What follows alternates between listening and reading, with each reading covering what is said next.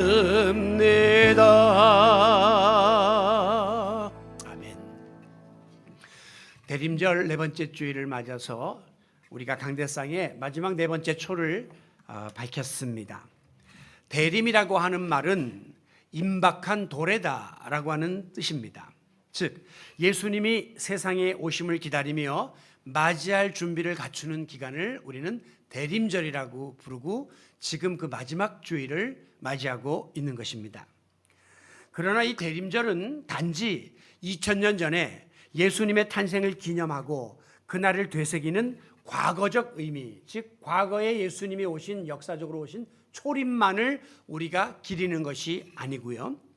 지금도 주님이 나와 함께 하신다고 하는 사실을 믿고 주님의 은혜로우심을 기다리는 동행을 기다리는 현재적 의미가 있고요.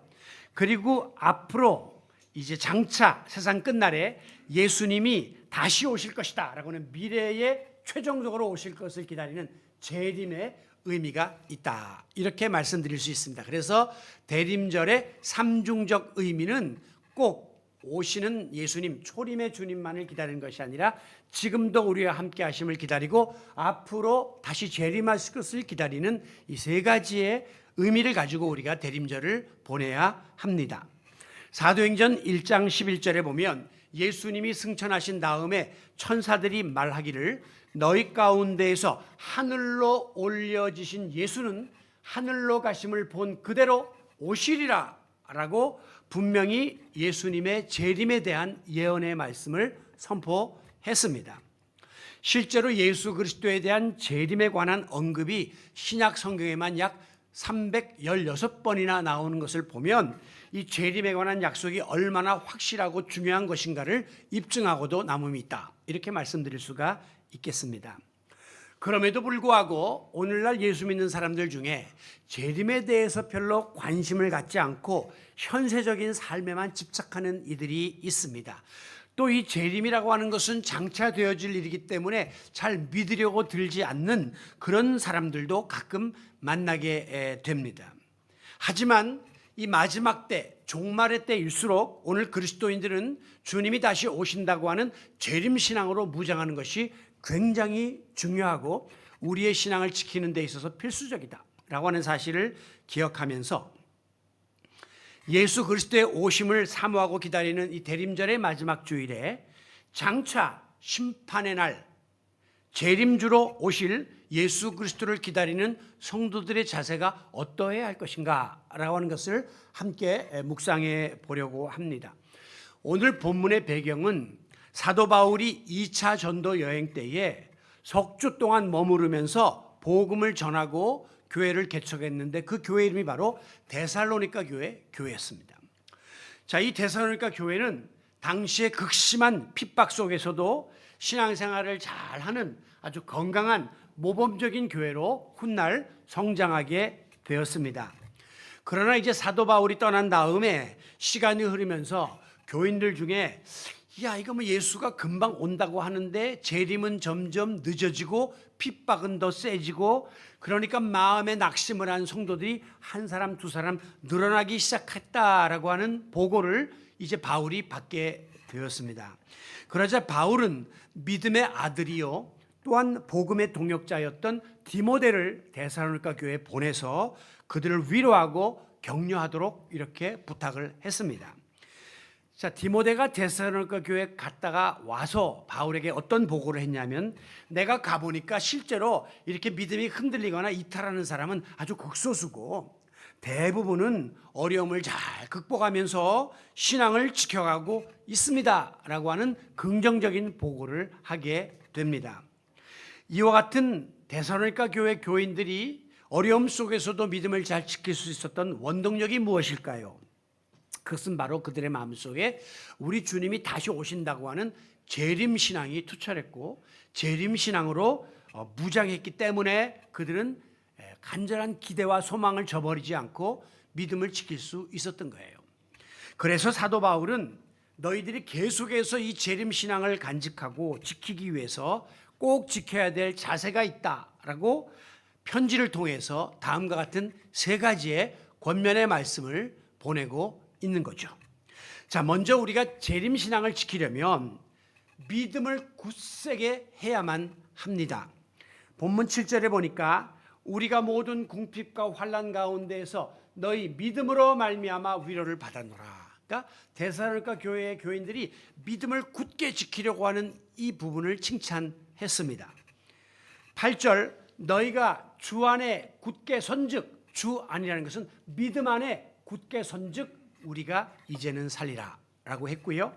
더 나아가서 10절에 보면 너희 얼굴을 보고 너희 믿음이 부족한 것을 보충하게 하려 함이라.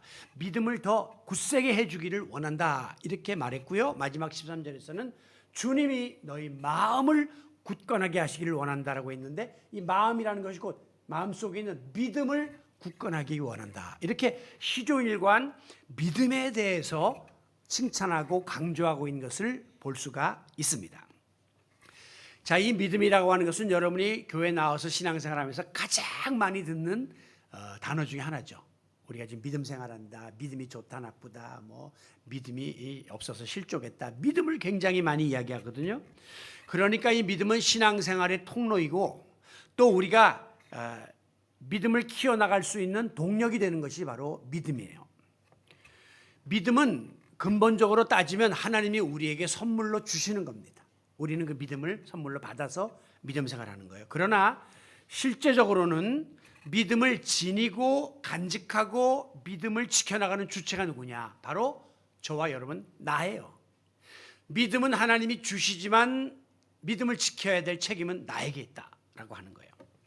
그래서 똑같이 신앙생활하는 사람인데도 10년 지난 다음에 보면 믿음의 경주에 차이가 납니다. 왜? 하나님이 똑같은 믿음을 주셨지만 그 믿음을 간직하고 키워나가는 노력을 얼마나 기울였느냐에 따라서 완전히 차이가 날 수밖에 없는 거죠. 그래서 8절에 보면 너희가 주 안에 굳게 선즉, 믿음 위에 굳게 서는 건 누구예요? 네가 굳게 서야 된다 이렇게 말씀을 했습니다. 그러므로 여러분 스스로가 내가 믿음을 지니고 믿음 위에 굳게 서서 믿음을 지키겠다라고 하는 의지를 가지고 노력을 해야 신앙생활이 힘있게 영위될 수 있음을 기억하시기를 바랍니다.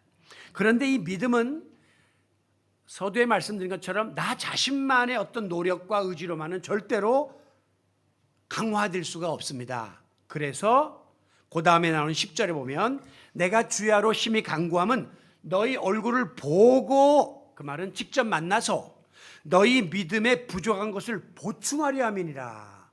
즉 우리에게 믿음의 지도자 혹은 신앙적인 동역자가 필요해가지고 우리가 부족한 믿음을 좀 옆에서 도와주고 채워주는 역할이 필요하다는 거예요. 그래서 신앙생활은 혼자서 할 수가 없습니다. 그 교회 공동체 속에서 영적 지도자들의 지도를 받고 또 동역자들과 더불어 힘을 얻어서 부족한 믿음이 보충되는 이 과정이 필요한 거예요.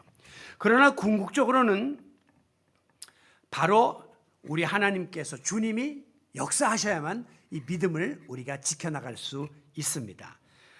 그래서 성경에 보면 성령의 은사가 나오는데 그중에 믿음의 은사가 나와요. 하나님이 부여하시고 하나님이 주관하셔야 된다 하는 것을 우리가 인정하고 하나님께 더욱더 믿음을 더하소서라고 기도하며 나아가야 하는 것입니다. 이와 같이 우리가 재림신앙으로 무장을 하려면 먼저는 내 편에서 믿음을 굳건히 지키고자 하는 의지를 가지고 노력해야 되고, 두 번째는 내 주변에 있는 영적 지도자를 통해서 보충받는 도움이 필요하고, 세 번째는 성령의 강력한 역사를 통해서 우리의 믿음을 강화시켜줘야만 우리의 믿음이 연단되고 깊은 자리에 나갈 수 있다 하는 이 세 가지의 삼위일체를 잊어서는 안 돼요. 나의 노력과 주변의 도움과 그리고 성령의 임재, 이게 우리의 믿음을 키울 수 있는 중요한 요소가 되기 때문입니다.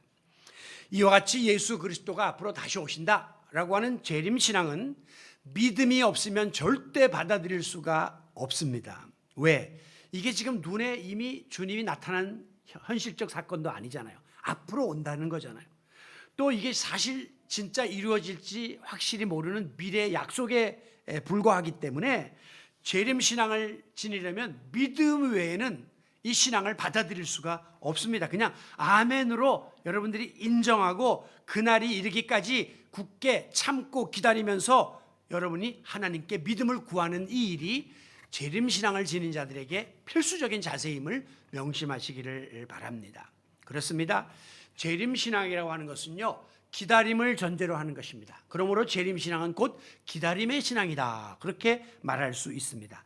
아직 이루어지지 아니한 약속의 내용을 믿음의 눈으로 바라보고 받아들일 수 있도록, 그리고 그 재림을 사모하는 자리에 우리가 나아갈 수 있도록 하는 것은 바로 믿음입니다.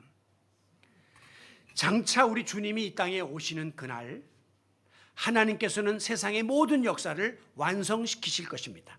지금 우리가 살고 있는 세상은 불완전하기 때문에 문제가 있고 눈물이 있고 고민이 있고 충돌이 있거든요. 그러나 주님이 재림하시는 그날 모든 것은 완벽해지는 거예요. 우리 하나님의 모든 역사가 완성되는 거죠. 그리고 성경에 보면 새 하늘과 새 땅이 도래한다 그랬습니다. 우리가 알지 못하던 그 새로운 뉴 월드, 신세계가 우리 앞에 펼쳐지게 될 것입니다. 그러므로 지금 우리는 비록 불완전한 세상에 육신을 입고 살기 때문에 여러 가지 어려움과 모순과 충돌과 또 여러 가지 불안 가운데 살고 있지만, 오늘 우리는 그럴수록 더더욱이 하나님이 예비하신 재림의 그날을 사모해야 합니다. 그날이 와야 모든 것이 완전하게 끝날 것이기 때문이죠.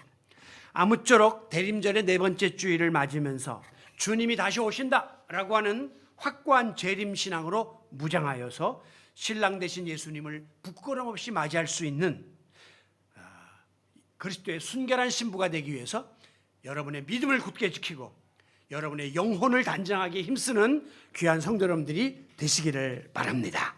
자, 우리가 이 재림의 신앙을 가지려면 두 번째로는 사랑을 실천하는 일이 매우 중요합니다. 데살로니가전서 1장 3절에 보면 너희 믿음의 역사와 사랑의 수고를 항상 기억하노니, 그렇게 말합니다. 데살로니가 교회는 앞서 말씀드린 믿음의 역사가 있었고 그 다음에 사랑의 수고가 풍성했던 교회였음을 보여주는 것입니다. 데살로니가 교회를 떠받드는 두 기둥은 믿음과 사랑이었습니다. 데살로니가 교회 교인들의 신앙의 핵심 속에는 믿음과 사랑이 자리 잡고 있었던 거예요. 그러므로 예수님이 다시 오신다고 하는 재림신앙을 지닌 자들은 마음속에 사랑이 충만해야만 합니다. 왜냐하면요, 재림신앙을 가진 사람들의 소망은 이기심이 가득 찬 이 세상이 아니고 사랑의 가치로 평가받는 영원한 하나님 나라에 있기 때문에 우리는 재림을 기다리는 만큼 우리 속에 사랑이 충만하기 위해서 애써야 하는 거예요. 여러분, 재림신앙을 지닌 우리 성도들이 사랑해야 될 대상은 누구일까요? 대부분의 경우 사랑의 범주를 우리는 예수 믿는 우리 성도들, 우리 교회 성도들을 여기다가 제한하려 들 때가 많아요. 그런데 그렇게 되면 이 사랑은 이기적인 사랑에 머물게 되고 반쪽짜리 사랑이 될 수밖에 없어요. 온전한 사랑이 될 수가 없다는 것입니다. 12절 하반절에 보면 너희도 피차간과, 이거는 이제 우리 예수 믿는 사람들 서로. 근데 거기에 사랑이 머물면 안 되고 그 다음에 보니까 이어서 모든 사람에 대한 사랑이 더욱 많아 넘치게 하사. 예수 믿는 사람 물론이거니와 그 사랑의 범위가 믿지 않는 불신자를 포함한 모든 사랑까지를 품을 수 있어야 된다라고 말씀하고 있습니다. 그 이유는요, 주님의 재림을 대망하는 우리는 어떻게 해서라도 다가올 주님의 날 이전에 한 영혼이라도 더 많이 주님께로 구원받게 하는 것이 우리의 사명이거든요. 그런데 지금같이 이 말세 때에 주님의 오심이 가까운 때에 한 영혼을 구원하는 일이 얼마나 어려운지 모릅니다. 제가 이렇게 목회를 하면서 거반 20년을 지금 바라보고 있지만 새가족 한 영혼이 교회 나와서 정착하는 일이 얼마나 어려운가를 뼈저리게 절감하고 있습니다. 정말 이 마지막 때일수록 구원받는 자가 생겨나는 일이 어려워요. 우리가 아닌 말로 지금 이 시대에 그냥 말로 전도해서 그 사람을 하나님처럼 인도하는 일은 하늘의 별따기처럼 어려운데, 그러나 이 사랑의 역사를 통해서 불신 영혼의 마음을 녹이는 일은 얼마든지 가능한 겁니다. 그 사람들이 복음의 그 심오한 진리를 듣고 깨달아서 주 앞에 나오기는 많은 시간이 걸리지만 사랑을 전달함으로 그 사람이 사랑에 녹아져서 이 사랑의 비밀이 그리스도에게 있다는 사실을 알고 교회 나오는 일은 훨씬 더 수월한 거예요. 그래서 이 사랑이라는 것은 말세에 굉장히 중요한 성도의 그 본분인 것입니다. 이 기독교 신문에서 불신자들을 대상으로 이제 설문조사를 한 걸 보면요,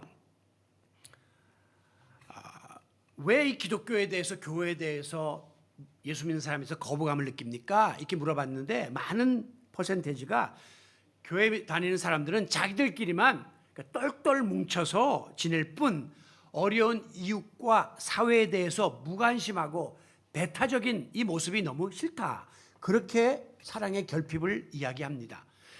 그 기독교는 믿지 않는 사람도 사랑의 종교라고 말할 만큼 사랑이 풍성해야 될 종교인데 현실은 사랑이 결핍된 교회 모습 때문에 거기 나가기 싫다, 이렇게 지금 우리가 평가받고 있다는 것은 뭔가 우리가 지금 잘못되어 있음을 발견해야 하는 것이죠. 여기 데살로니가 교회 교인들을 보면요, 사랑이 차고 넘쳤습니다. 여러분, 웅덩이에 있는 물이요, 시냇가로 강으로 흘러가지 않으면 냄새나고 썩어서 부패해져 버려요. 오늘 우리 그리스도인들의 사랑이 우리 안에만 머물러, 피차 안에만 머물러 있으면 이 사랑이 무용지물이 되고 만다는 거예요. 사랑은 흘러가야 되고 차고 넘쳐야 하는 이유가 여기에 있는 것입니다. 왜 데살로니가 교회인들이 그토록 사랑이 충만한 교회였느냐? 그 이유는 그들의 마음속에 재림신앙이 충만했기 때문이에요. 보세요, 예수님이 다시 오신다 라고 하는 재림신앙을 지니면 솔직히 현세에 너무 집착하지 않을 수가 있게 됩니다. 저는 그런 생각을 해봐요. 아니, 우리 주님이 오신다고 그렇게 우리가 믿고 기다리는데 왜 이 땅에 이렇게 궁궐 같은 교회를 져야만 하고, 왜 이렇게 교회가, 어떤 교회는 자산이 너무 많아가지고 막 일부 투자를 막 하고, 아니 왜 주님의 몸된 교회가 이렇게 이권 다툼에 의해서 사분오열되느냐 하는 것이에요. 재림신앙이 없기 때문입니다. 미래에 대한 꿈이 없기 때문에 현실에 집착하니까 여기다가 다 쏟아붓는 일들이 벌어지고 많은 것이죠. 예수님이 다시 오실 때 어디 오실까? 저는 가끔 한번 상상을 해봅니다. 수많은 성도들이 오케스트라의 찬양과 함께 어마어마한 웅장한 교회 안에 빨간 카페 뒤에 예수님이 개선장군처럼 오실 것 같습니까? 천만에요. 초림의 예수님은 지난주일도 말씀드린 것처럼 가장 비천하고 누추한 마국간에 오셨듯이 우리 주님이 재림하실 때에도 큰 교회에 어마어마한 환영 인파를 주님은 피하실 것이 분명해요. 오히려 나는 거기 불편해, 부담스러워 라고 아마 사양하시고 낮은 데로 임하소서, 우리가 생각도 못했던 그 마국간 같은 낮은 곳에 우리 주님이 오시지 않겠나, 그런 생각을 해볼 때가 있습니다. 예수님의 공생의 기간에도 가난한 자, 병든 자, 소외된 자, 갇힌 자, 억눌린 자의 친구가 되었듯이 만약에 주님이 다시 오신다면 우리에게 물어보실 것입니다. 얼마나 어려운 이들을 돌아보며 그리스도인으로서 내가 가르친 사랑을 실천했느냐, 이것을 우리 주님이 물으실지 모른다는 거예요. 만약에 우리가 이기주의의 풍조에 휩쓸려가지고 예수 믿는다 하면서도 매일 내 한 몸만 돌아보는데 급급하고 자기 교회 아성만 높이 쌓는 일에 올인한다면 심판주로 오신 주님 앞에 냉엄한 책망을 받을 수밖에 없다라는 사실을 한국교회는 분명하게 인식하고 우리 성도들은 깨달아야 할 것입니다. 재림신앙은요, 철저하게 사람의 평가가 아니라 하나님의 평가에 모든 걸 맡기는 것입니다. 현세주의의 신앙은요, 사람들의 평가에 올인하죠. 사람들이 나를 어떻게 보나, 어떻게 평가하나. 그러나 재림신앙은 장차 오실 주님이 나를 어떻게 보시는가, 여기에 우리의 관심을 두어야 한다는 것입니다. 자, 우리가 교회 나오면서 사랑이 소중하다는 이야기는 수없이 들었고, 특별히 성탄의 계절이 되면 사랑에 대해서 입이 닳도록 귀가 닳도록 말하고 들었습니다. 그런데 왜 이렇게 작은 부분이라도 사랑이 실천되지 않는 것입니까? 그 이유는 간단합니다. 사랑에는요, 많은 수고가 따르고 부담과 희생이 따르기 때문이에요. 오늘 현대인들은 수고하는 걸 싫어해요. 부담스러운 걸 싫어해요. 희생하는 것을 싫어한단 말이에요. 그래서 사랑에 인색할 수밖에 없다, 그런 결론을 내려봅니다. 저는 지난주 중에도 이 대림절을 어떻게 보낼까 이렇게 묵상하다가 최근에 교회를 사임한 두 분의 목사님이 떠올랐습니다. 얼마나 외롭게 성탄절을 맞이할까. 자기가 모든 걸 쏟아부은 교회였는데 문제가 생겨서 지금 사임해가지고 또 교회가 예우를 안 해줘갖고 고시원에 가 계신 부부가 있습니다. 그분이 떠올랐습니다. 그래서 제가 문자로 연락을 하고 또 내가 보낼 수 있는 작은 선물을 보내면서 사모님하고 둘이 위로의 시간 가지세요. 그렇게 한번 해봤어요. 또 근래에 또 신장 이식 수술을 한 또 사모님이 계십니다. 얼마나 힘든 금년이었을까요? 그래서 그분에게도 슈텔렌이라고 하는 크리스마스 케이크를 이렇게 제가 보내면서 위로의 말씀을 전해보았습니다. 또 근래 또 갑자기 암이 발견된 목사님이 계셔서 낙심 중에 있는 분이 있는데 그분에게도 또 사랑을 전해보았습니다. 그러면서 제가 이런 생각, 내가 무슨 이런 일을 왜 해야 하는 거야? 아니 내가 지금 이렇게 신경 쓰고 바쁜데 내일도 힘든데 왜 그들에게 수고와 비용과 마음을 쏟아야 하는 것이야? 그런 생각이 들기도 했지만 사랑은 그런 것입니다. 그 누구도 신경 쓰지 않고 외면하는 곳에 수고를 하는 것이고 내가 부담을 갖는 것이고 그리고 도움을 줄 수 있는 것이 바로 사랑인 거예요. 만약에 여러분이 내가 다 쓰다가 남은 거 그냥 그거 뭐 그냥 다른 사람한테 나눠주는 거 그거는 사랑이 아니에요. 여러분이 쓰다 남은 물질 남으니까 뭐 시간 남으니까 그때 가서 내가 이렇게 관심을 갖는 건 사랑이 아니란 말이에요. 나도 물질이 쪼들리고 나도 지금 시간이 쪼들리지만 그 가운데서 부담이 되지만 거기서 내가 더 어려운 사람들을 바라볼 수 있는 것이 사랑인 것입니다. 많은 사람들이 마치 남은 것을 붕어에게 밥 주듯이 흩어버리는 것을 사랑이라고 생각하는데 그거는 사랑의 생색이지 사랑은 아닙니다. 여러분이 붕어에게 밥 줄 때 뭐 붕어 배부르게 하려고 밥 준 사람 어디 있습니까? 나 좋으려고 그냥 가서 빵 주면 붕어들이 막 모이면 그거 보고 사진 찍으려고 밥 주는 거지 누가 붕어 배부르게 하고 배고픈 붕어를 생각하는 사람은 없단 말이에요.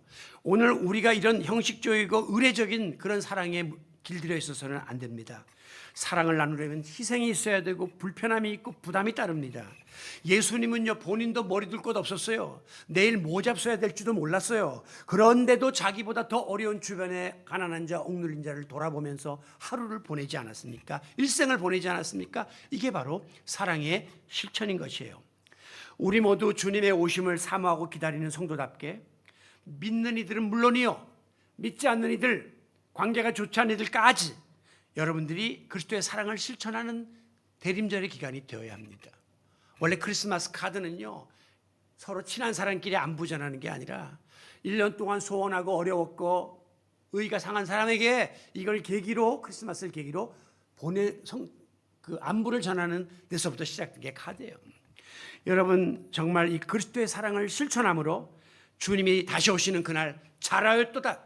내가 원했던 게 바로 그것인데 잘했구나 라고 칭찬받는 성도 여러분들이 되시기를 바랍니다.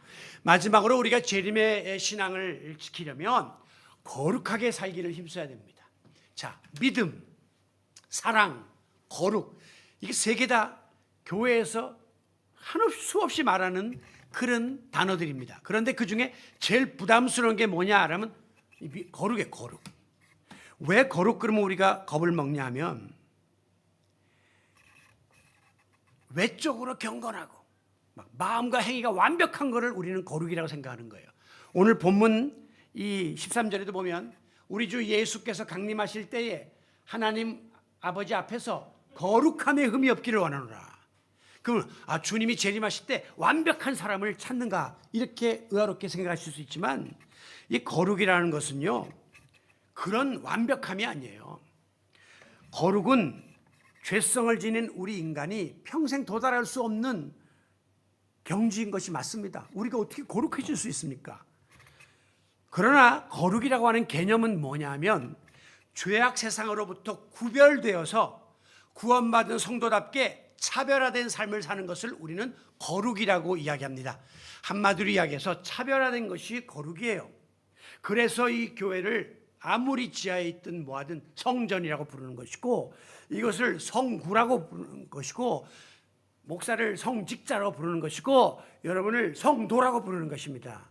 우리가 거룩해서가 아니라, 이 자리가 거룩해서가 아니라 세상과 구별된 자리에 우리가 모였고 세상과 구별된 역할을 하는 도구이고 목회자다, 그런 의미예요. 마찬가지로 성도라고 하는 것은 거룩한 백성이라는 뜻이에요. 여러분은 거룩한 백성이에요. 여러분이 완벽한 차원에서 거룩한 게 아니라 세상과 생각하는 것이 다르고 말하는 것이 다르고 행동하는 것이 다른 그런 그룹이 되어야 된다는 것을 뜻하고 있는 것입니다. 로마서 3장 10절에 보면 의인은 없나니 하나도 없다. 우리 가운데 의로운 사람은 한 명도 없습니다. 캐톨릭에서는 성자라고 이렇게 칭호를 붙여주지만 그런 성인들도 엄밀한 의미에서는 우리가 평가할 때 상대적으로 성인이지 완벽한 성인일 수는 없는 거예요. 예수님 외에는 완벽한 의인은 없습니다. 그러나 완벽하신 예수님이 죄인인 우리를 위해서 십자가에 달려 죽으심으로 우리를 의롭다고 인정해 주신 것이에요. 이게 바로 의인 혹은 칭의, 의롭다고 칭해 주셨다. 영어에서는 justification이라고 그래요. 그러니까 우리는 의로운 사람은 아닌데 그렇다고 우리 주님이 인정을 해 주었기 때문에 오늘 저와 여러분은 내 공로가 아니라 하나님의 은혜로 거룩한 백성의 반열에 동참케 되었음을 믿고 성도 되었음을 감사하며 또한 그 성도의 값을 하기 위해서 살겠다, 이렇게 결단을 해야 한다는 것이죠. 성도는 하나님을 아버지로 모신 하나님의 자녀입니다. 그래서 우리 하나님은 내가 거룩하니 너희도 거룩하라, 이렇게 우리에게 요구하고 계시고 예수님도 내 아버지께서 거룩하신 것처럼 너희도 거룩하라, 이렇게 구별된 삶을 요구하고 계시는 것이죠. 그러므로 오늘 저와 여러분은 거룩한 자가 될 수 없는 죄인들이었지만 거룩하다고 인정을 받은 성도로서 우리가 소유한 거룩을 훼손시키지 말고 지켜나가야 될 책임과 의무가 있다 하는 사실을 깨닫고 어디에서 누구를 만나고 무슨 일을 하든지 내가 이 거룩함에 손상을 입혀서는 안 된다. 성도의 이름이 수치스러워지게 해서는 안 되고, 그리고 내가 하나님의 자녀로서 하나님을 욕보해서는 안 된다. 그런 마음을 늘 가지고 살아야 하는 것입니다. 오늘날 우리 그리스도인들이 직면한 가장 큰 문제가 뭐냐? 한마디로 말하자면 우리가 지니고 있는 신앙과 내가 몸담고 살고 있는 이 세상과의 괴리 때문이에요. 교회 와서는 하나님 말씀 듣고 기도하고 결단하고 가는데 여기 문만 나서면 완전히 세상은 딴판이기 때문에 내 신앙이 송두리째 흔들리는 이 충돌이 계속 일어나니까 여러분이 가정에서도 충돌이 일어나고 회사에서도 충돌이 일어나고 자기 마음에서도 끊임없는 영적 다툼이 일어나는 것이 우리에게 가장 큰 고민거리가 아닐 수 없습니다. 우리 주님은 우리한테 빛과 소금의 사명을 감당하고 차별화된 삶을 살아라 요구하시는데 우리는 빛을 다 잃었고 맛을 잃은 소금이 되어가지고 세상 사람들에게 수치를 당하고 있으니 우리도 고민이고 하나님도 안타까울 수밖에 없는 것이 우리 그리스도인들의 실존이란 말이에요. 자, 그렇다면 마지막으로 우리가 성도로서 거룩함에 흠이 없도록 어떻게 거룩을 보존할 수 있을까? 이 결론입니다. 저는 그 답을 요한복음 17장에서 예수님이 이제 세상을 떠나기 전에 이 제자들을 위해서 드렸던 마지막 기도 내용 속에서 찾아보았습니다. 15절 예수님 기도하시기를 내가 비옵는 것은 이 제자들을 세상에서 데려가시기를 위함이 아니요 다만 그들이 세상에 살지만 악에 빠지지 않게 보존해 주시기를 위해서 내가 기도하나이다, 그렇게 기도했어요. 다시 말하면 제자들에게 야 너희들 이 험한 세상 더러운 세상 살지 말고 나하고 같이 하나님 나라 가자라고 데려가려고 기도한 게 아니라 제자들은 놓고 가는 이 험한 세상 속에서 악에 물들지 않고 그들이 신앙을 보존할 수 있게 해달라고 예수님이 기도를 했다는 거죠. 우리가 예배 서두에 드렸던 주기도문 중에 다만 악에서 구하옵소서 하는 기도와 일맥상통한 거예요. 이 험한 세상에 살지만 악에서 우리를 보존하여 주세요 라고 우리는 주님께 늘 기도를 드리고 있는 것이죠. 여러분, 이 제자들이 이제 이 죄악된 세상에 계속 살아야 되는데 세상은 악하니까 악에 물들 수밖에 없는데 우리 주님이 아버지께 기도하기를 제자들이 이 악에 물들지 않도록 보존해 주세요 라고 기도했습니다. 보전이라는 단어가 어디에 또 나옵니까? 우리 애국가 중에 대한 사람 대안으로 길이 보전하세 그랬죠? 보전이라는 말은 뜻은 끝까지 온전하게 잘 지키고 유지하세 그 뜻이에요. 그러니까 우리 그리스도인들에게 있어서 주님께서 우리를 거룩하게 보존해 달라고 기도하는 것은 이 험한 세상에 살지만 우리가 믿음 끝까지 지키고 또 신앙을 지킬 수 있도록 유지할 수 있도록 그렇게 도와주시기를 구하는 기도가 되는 것입니다. 그러면서 우리가 거룩하기에 끝까지 세상에 물들지 않고 믿음을 보존할 수 있는 비결을 말씀하는데 그게 17절이에요. 그들을 진리로 거룩하게 하옵소서. 아버지의 말씀은 진리니이다. 하나님의 말씀으로만 거룩해질 수 있나이다 라고 기도하면서 하나님의 말씀의 제자들을 맡겼습니다. 여러분, 오늘 이 죄악된 세상 속에서 우리가 믿음을 지키고 구별된 성도로 살아가려면, 그래서 온전하게 우리의 믿음을 보존받으려면 진리신 하나님의 말씀 앞에 날마다 서서 나를 비춰보고 말씀대로 사는 길밖에 없는 거예요. 아울러 거룩하신 하나님과 영적 교통을 이루는 기도 생활을 통해서 우리가 계속적인 경건 생활과 영성 생활에 힘써야만 우리가 거룩하게 보존받을 수 있음을 믿으시기 바랍니다. 저는 오늘 이 시대를 살아가는 우리 성도들이 참 힘들게 신앙생활을 한다 하는 생각을 많이 합니다. 왠지 아세요? 지금은요, 시기적으로 영적으로 볼 때 말세 지말입니다. 그러니까 말세 중에서도 끝물이에요. 뭘로 보나 그래요. 뭘로 보나. 예수님이 예언하신 자연재해, 이거 지진, 뭐 이런 거, 뭐 기근, 다 이거 말세를 지금 보여주고 있는 거예요. 사나워지고 사람들이 무정하고 이런 살벌한 세상에 우리가 살고 있습니다. 신앙생활도 마찬가지요. 뭐 우리 처음 예수 믿던 뭐 40-50년 전만 해도 그때는 절대라는 말이 통했어요. 그리고 한국 사람들의 인식 속에는 하느님이라고 하는 어떤 신에 대한 그 하나님과 동일한 하늘의 신에 대한 개념들이 다 있었단 말이에요.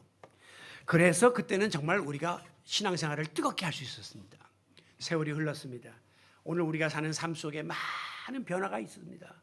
많은 이물질들이 끼어들었습니다. 지금은요, 절대라는 개념이 없어요.